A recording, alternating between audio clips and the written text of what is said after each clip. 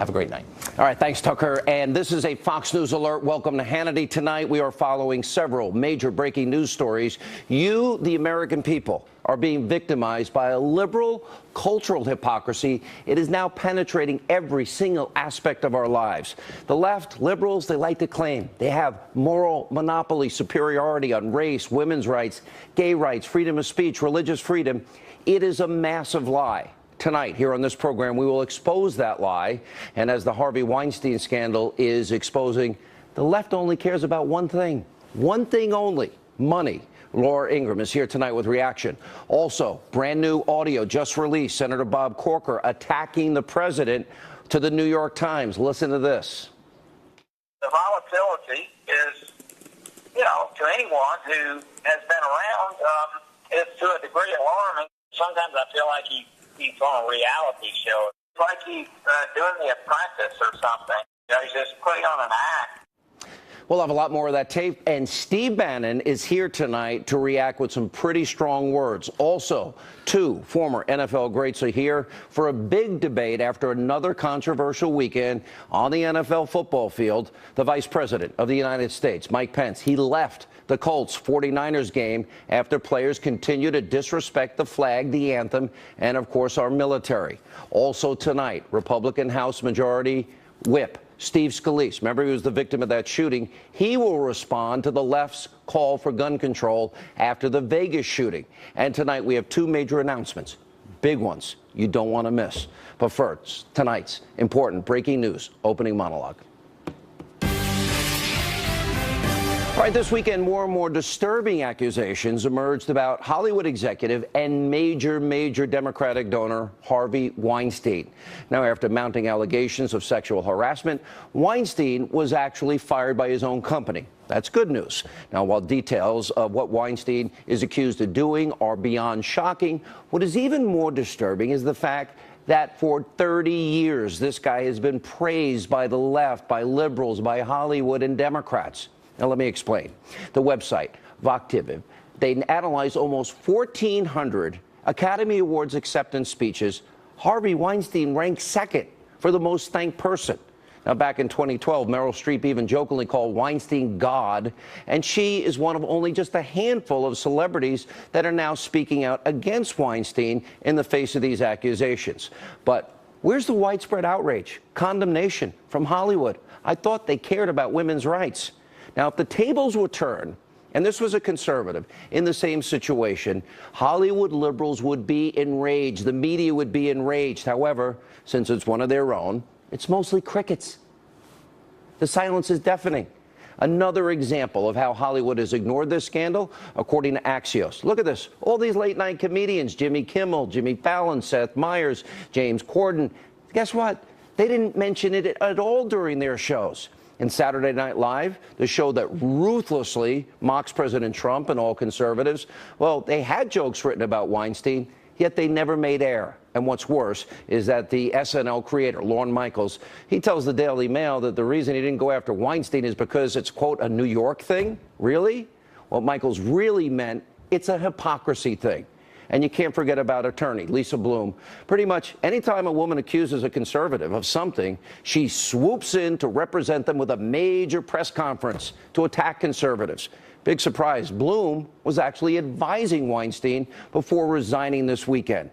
And Bloom made the announcement via Twitter, quote, "I have resigned as an attorney and advisor for Harvey Weinstein. My understanding is that Mr. Weinstein and his board are moving forward and toward an agreement." What does that even mean? Now, you would think since Bloom is the so-called champion of women's rights, that she would never, ever consider working for Weinstein. Her hypocrisy is stunning, but it's not surprising. Now, the same goes for many Democrats. They took piles of money from Harvey Weinstein, and only now, after these allegations surfaced, some, just a few, not all of them, are beginning to give it back or give it to charity. Look at these statistics. Weinstein donated an estimated $44,000 to Hillary Clinton since 1999, and that's on top of the $15,000 he shelled out to a super PAC tied to Clinton.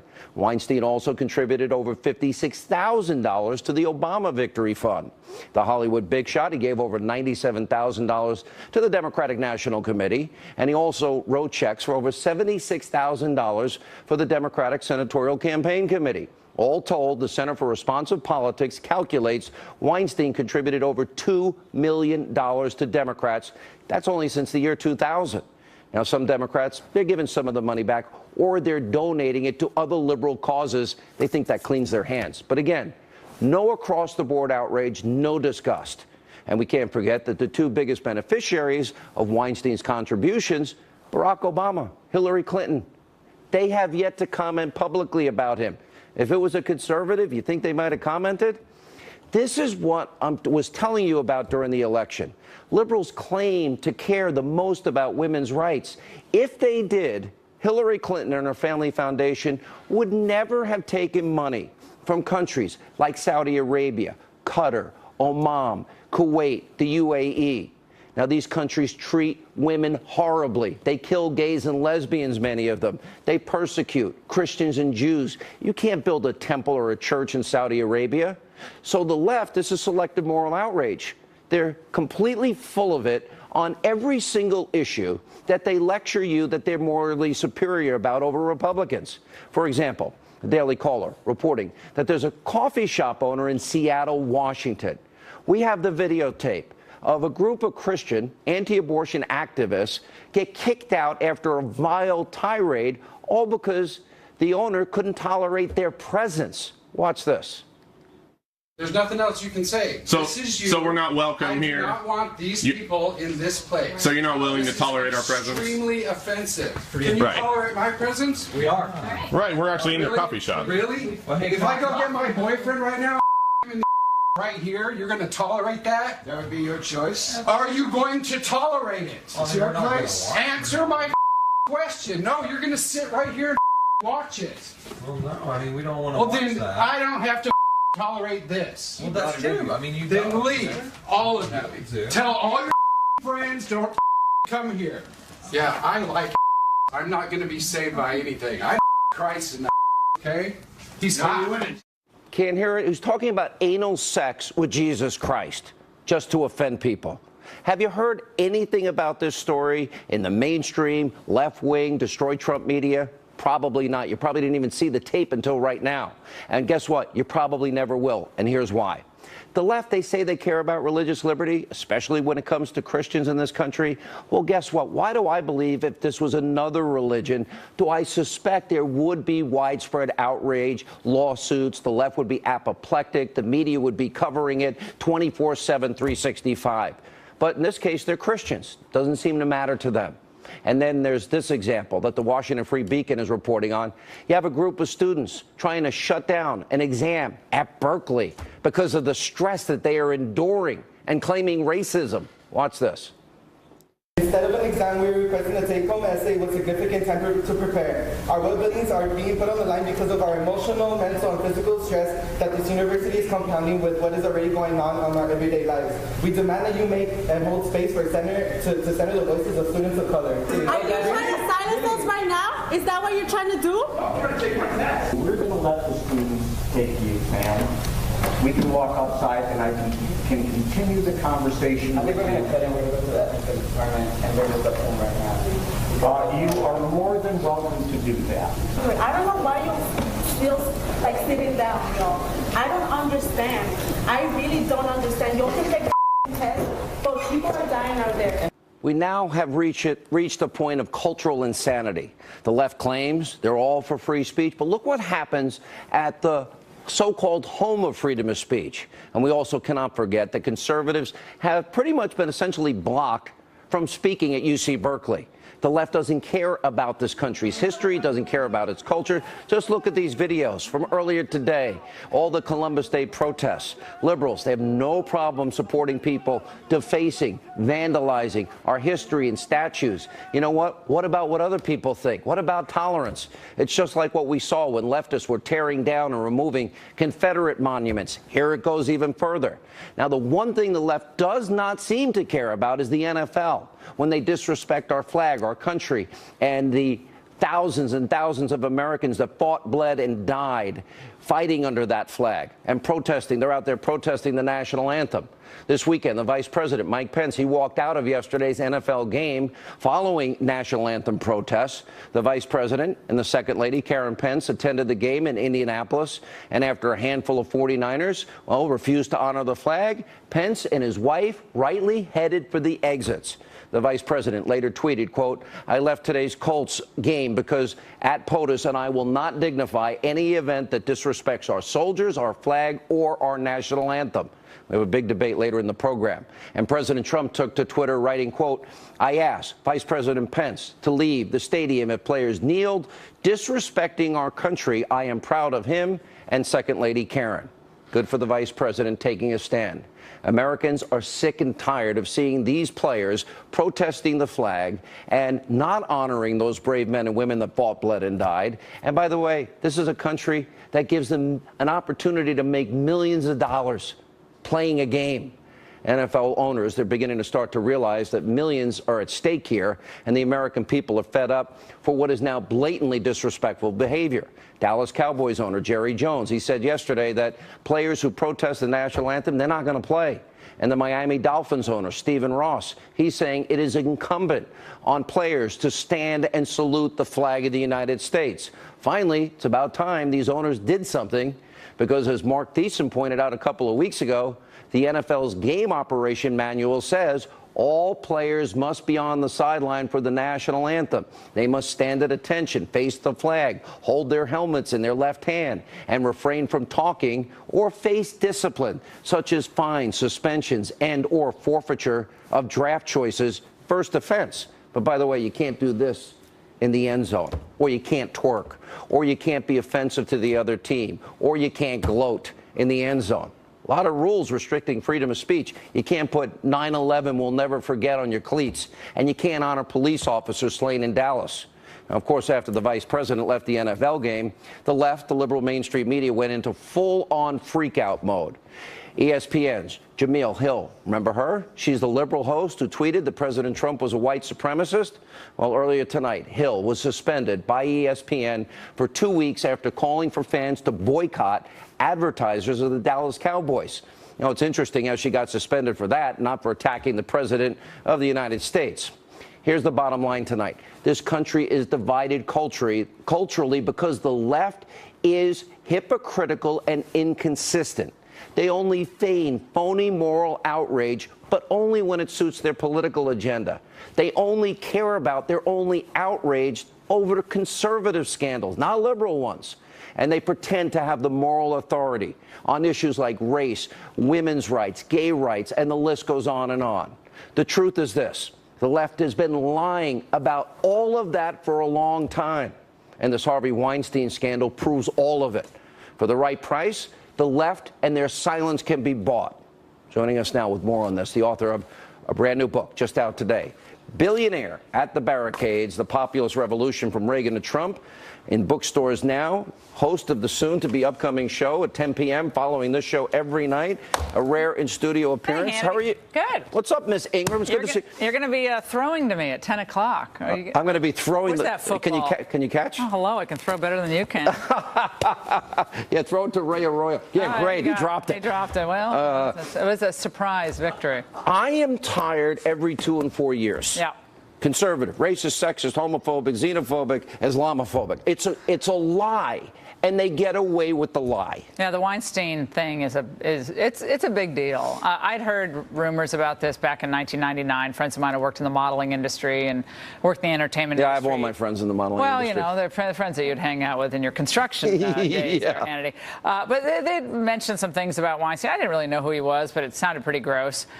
But this is part of the reason why so many working class Americans have tuned out to the so-called experts on the left in politics, because they claim that whether it's Sandra Fluke who comes along and says, well, there's a war on women out there, it's being waged by Republicans.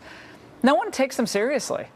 You don't take them seriously when Michelle Malkin or other conservative women are attacked on college campuses. They never speak out to defend them.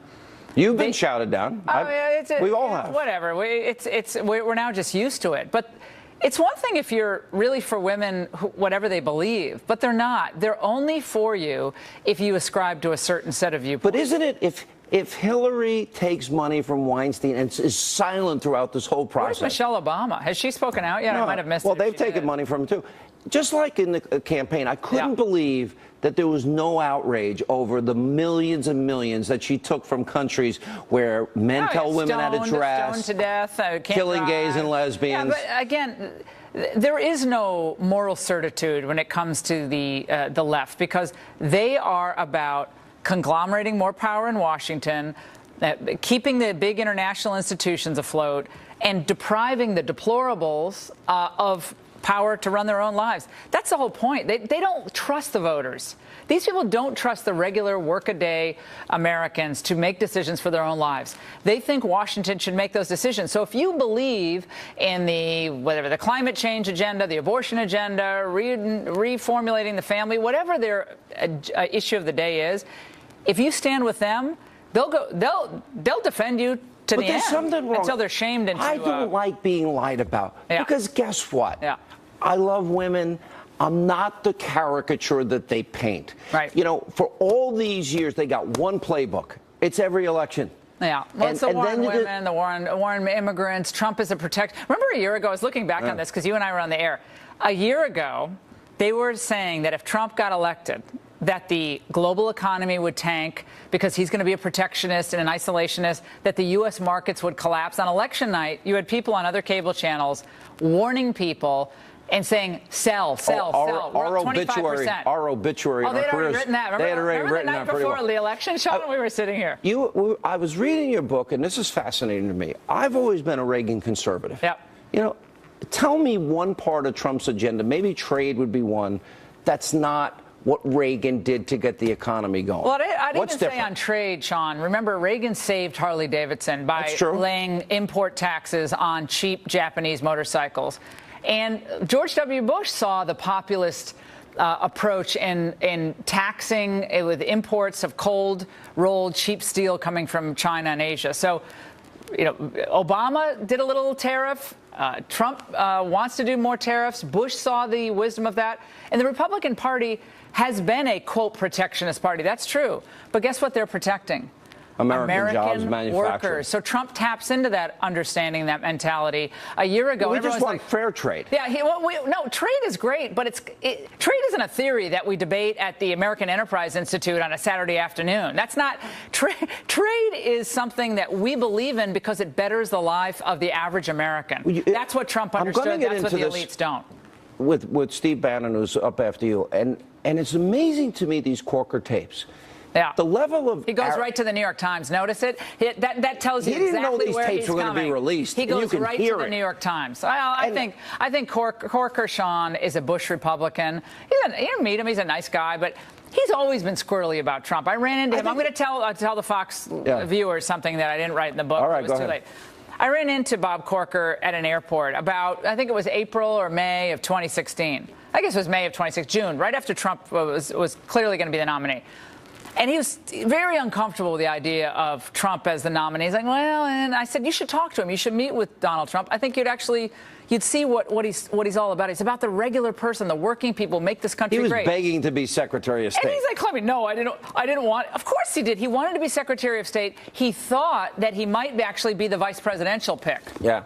All right. So you're going on a book tour, which is the reason why you can't be here for the next 2 weeks. Okay, give me a break. I only write a book every 4 years, unlike some other people. The book is phenomenal, right there. And you go to my website, your website, Yep. and you have the list, and people are going to hear you speak. And all Philly that. on Thursday And by the way, night. in the back, I don't know what happened on that part, but What is that? You know something? He's been teasing me about this cover. That is me. well, I on like the back. front cover and read Black Lives Matter. What? You are bizarre. I'll be in Philly on Thursday, then Myrtle Beach on Friday, Oklahoma City Monday. We're Will you going to have a please great sign time. a copy for me? Yeah, I guess. No, No, I'm serious. I won't. All right. When we come back, Steve Bannon, he's going to weigh in on the issue of Bob Corker and those Republicans that are betraying the president and you. Also, two major announcements tonight as we continue.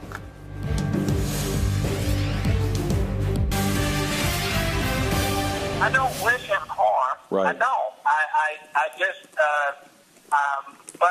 yeah, I mean, just the volatility is, you know, to anyone who has been around, is to a degree alarming. But again, I don't wish him harm. He's got people around him that have been able to keep him, generally speaking, in the middle of the road. The tweets, especially as it relates to foreign policy issues, I know have been very damaging to us, okay? And I do wish that would stop. But, you know, as evidence this morning, it's just something he has to do. Republicans worry that he's, sometimes I feel like he's on a reality show of some kind, you know, when he's talking about these big foreign policy issues. And, you know, he doesn't realize that, you know, that we could be heading towards World War III with the kind of comments that he's making. And it's like it's an act to come, and sure that bothers me. Republican Bob Corker slamming President Trump to the New York Times. Wasn't that nice of him? Meanwhile, Corker is set to retire at the end of his term, but former White House Chief of Staff, Chief Strategist Steve Bannon is now launching a new effort to target other anti-Trump Republicans with plans to back primary opponents to nearly every Republican up for re-election. Think Alabama, Roy Moore. He joins us now. He's the executive chairman of Breitbart News. How are you? You know, how you doing? You lost weight since you left the White House. You look 12 good. pounds. Oh, good for you. Feel great. He's so arrogant. He's such an elitist snob. He's the swamp. The Senate hasn't done a thing, Steve. Nothing. The American people see right here. This is the way. This is what they think about President Trump behind closed doors. He happened to tell the New York Times exactly what he thought. It's totally unacceptable. In a time of war, we have troops in Afghanistan, in the Northwest Pacific in Korea. We have a major problem that could be like World War I, in the South China Sea, in the Persian Gulf. We have American lives at risk every day. He tweets on Sunday that it's like the adult center and somebody didn't have the morning shift. And then he has the audacity to go to the New York Times and to give this He didn't know that was going to air. He didn't know they were going to release that.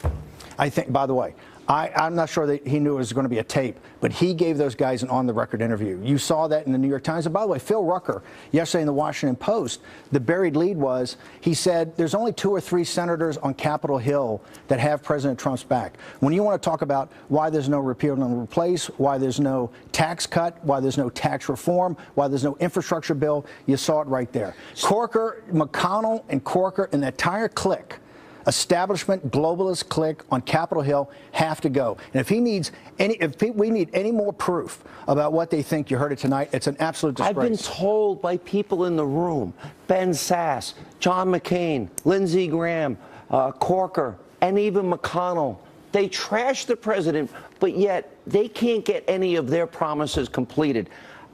They are the swamp. Republicans are weak and pathetic, and they're lacking in identity. And the forgotten men and women that voted this election are being let down. Look, they have total contempt for the forgotten man. They have total contempt for the base. That's what you saw in Alabama. In Alabama, where they came in with Luther Strange with $32 million to destroy Judge Moore, you saw what the base thought of them, right? The base totally rejected them. These people have no respect for the working men and women in the United States. And I tell you what, Senator Corker is an absolute disgrace. And I agree with Jason Miller, who's the comms director on our campaign. I think one of the best comms people around. Jason's on CNN, but he never talks out of school. So sorry to hear that. On CNN today, he called for Senator Corker to resign. I agree with him. For the governor of Tennessee to replace him with Marsha Blackburn, a real conservative. If Bob Corker has any honor, any decency, He should resign immediately. He should not let those words stand to what he said about the President of the United He States. wouldn't win, Steve. That's why he's really getting out. By the way, he got out because he saw what happened in Alabama. If he wants to, by the way, he should get back in because he's going to get crushed in a primary. Marsha Blackburn would kill him. He's going to get crushed in a primary. He doesn't have the guts to get in, so he doesn't have the guts to get back in the race. He should resign Here's immediately. a question. How does the president's agenda, if he's got hostile Republicans that are apparently willing to go on a suicide mission, if they don't get anything accomplished, they don't get the budget done, they can't repeal and replace, they don't even want to fund the border wall. If they don't do those things, they're going to suffer in 2018. President Trump's not up till 2020. They have to understand. There's a basic agenda that President Trump ran on and won. He carried states that Republicans haven't carried in living memory. Michigan, Wisconsin, Pennsylvania. This agenda works. The American people voted for it. It's their responsibility. By the way, McConnell would not be majority leader unless Trump in North Carolina, in Missouri, in Wisconsin was able to carry those senators across the finish line. It is incumbent upon them to back President Trump's plan, but you don't see it. What you saw what Corker said today is what they talk about on Capitol Hill. That's when I left the White House. Remember, I said, I'm going after the Republican establishment, and we're going to go after them. We're going to challenge. There's a coalition Give me the coming together. states. There's a coalition coming together that's going to challenge every Republican incumbent except for Ted Cruz, whether it's Utah, Wyoming, whether it's in Orrin Nevada, Hatch in Utah. Orrin Hatch in Utah. Today, Boyd Matheson, who is the chief of staff for Mike Lee, came out and said that he's going to set up an exploratory committee. North Dakota. In North Dakota, we don't have it. That's House count. But we're going. By the way, we're going in Mississippi against Wicker. Who you pick? McDaniel. McDaniel, Mississippi. These names are all going to come out over the next couple of weeks. There's going to be about 15. So it's not going to be. I know a lot of people didn't like in 2010, for example, Delaware. Who I thought Christine O'Donnell was a nice woman. But you're picking rock-solid, credentialed candidates. We're spending a ton of time with the grassroots organizations to make sure that these candidates are fully vetted. You're going to see people announced this week that are going to have experience in government. You're going to see some outsiders that are authentic, and these people are real. It's not like 2010. 2010 was the beginning of the Tea Party when things were first getting going. You're going to see real candidates, and by the way, they're going to take on incumbents in every state, and they're going to take on the Democrats after that. You said in the 60 Minutes interview you're a street fighter. I'm a street fighter, too. I noticed that. Okay, you noticed that? I'm not supporting any Republican incumbent that hasn't gotten their job done. Not one, Steve. I refuse. They have betrayed the American people. They have betrayed their promises. How do you make a promise for 7.5 years and not fulfill it? It's a lack of sense of urgency. By the way, these guys work 3 days a week. The American people, now people are working 2 jobs. Their wives are working 2 jobs. They know the urgency out there on the economic hate crimes that have been perpetuated on the American working men and women in this country because of the trade deals. Is this a fair statement? Is Steve Bannon declaring war on the establishment that are not for the working men and women in this country? 100%. We are declaring war on the Republican establishment that does not back the agenda that Donald Trump ran on and the President of the United States, and that is an agenda that we know backs the working men and women in this country. This is basically a war because you know what McConnell did in Alabama. And you know there are people out there. Look, I've had donors. Karl Rove is going to put in all their money. Karl Rove, Stephen Law, these guys should get the joke. Their donors are coming to us because they're tired of having their money burned up by trying to destroy people like Judge Moore. It's a new game in town. We're going to cut off the oxygen to Mitch McConnell.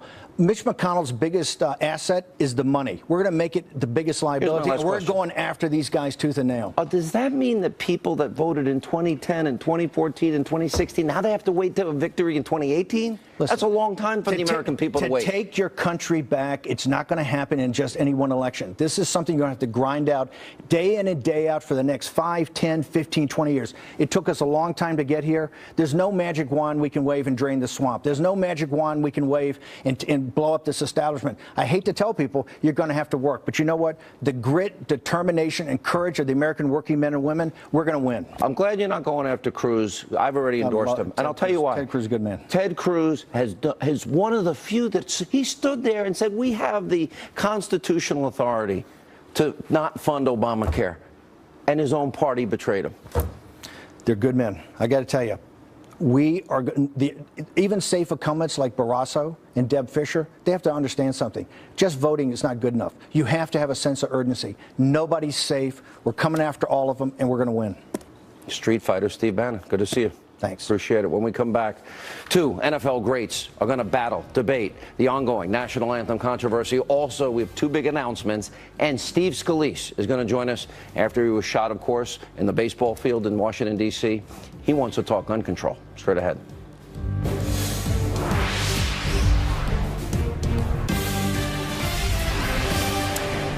And welcome back to Hannity. It was another controversial week for the NFL. Vice President Mike Pence, he walked out of the game between the Colts and the 49ers yesterday when several players took a knee during the national anthem yet again. Joining us now with a reaction, author of Liberalism or How to Turn Good Men into Whiners, Weenies, and Wimps, former NFL great Burgess Owens and former NFL player Spencer Tillman, now part of the Fox family. Welcome aboard.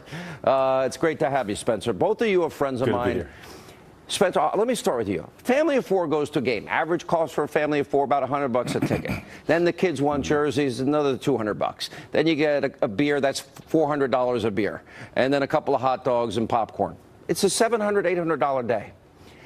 Most Americans are speaking loudly, and they're saying they want to honor their flag and their country and their anthem because men fought, bled, and died fighting under that flag. Players are not being responsive.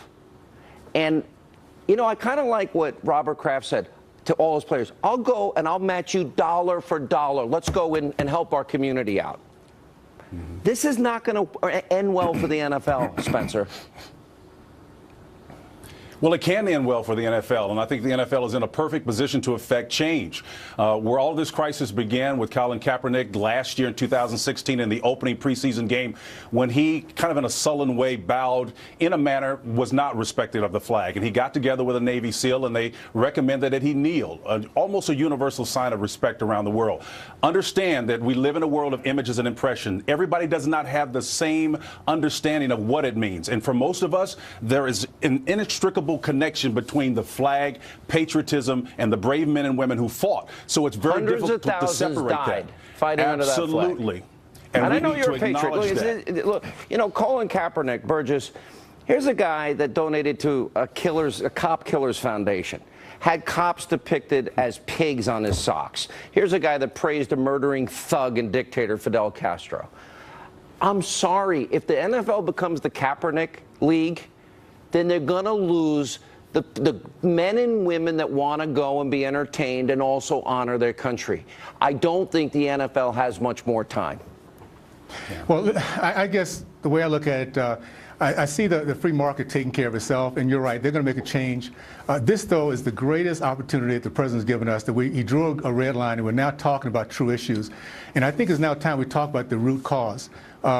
Listen, guys, we have had a black caucus, we've had John Lewis, we've had Elijah Cummings, supposed leaders, and either they are totally incompetent or they're brilliantly competent in betrayal, because they have actually done nothing for the black race. And as we talk about the misery that's happened to our race, these guys are silent every single way. 83% of black teen males unemployed, 70% of black men leaving their family and the babies. We're down to the 33.8% of entrepreneurs versus 40 when I was growing up. No one's talking about it and has not talked about it for 8 years, because these Marxists and socialists don't care about the black Sean, race. I got to chime in on that, Sean. Everybody's talking about it in the African-American community. I think those statistics you just quoted, while true and important, it's a different context. It has very little to do, if anything, with what happened with Colin Kaepernick did and what we're discussing today. The issue right now is the NFL has a chance to nip this in the bud. Our vice president had a great opportunity. I respect his opinion, but if I'm going to make the trek to go see two teams, a combined record of 2 wins between the two of them at this juncture of the NFL season. That's not the point. I could pick. Wait a minute. I'm going to tell you what the point is, Tim. But the point is this. If he goes to the locker room and spends some time and actually asks some of those players on the 49ers team, the epicenter where all of this began, why not? The engagement is what the problem is. We're not listening to one another. Sean, let me explain to you what the problem is.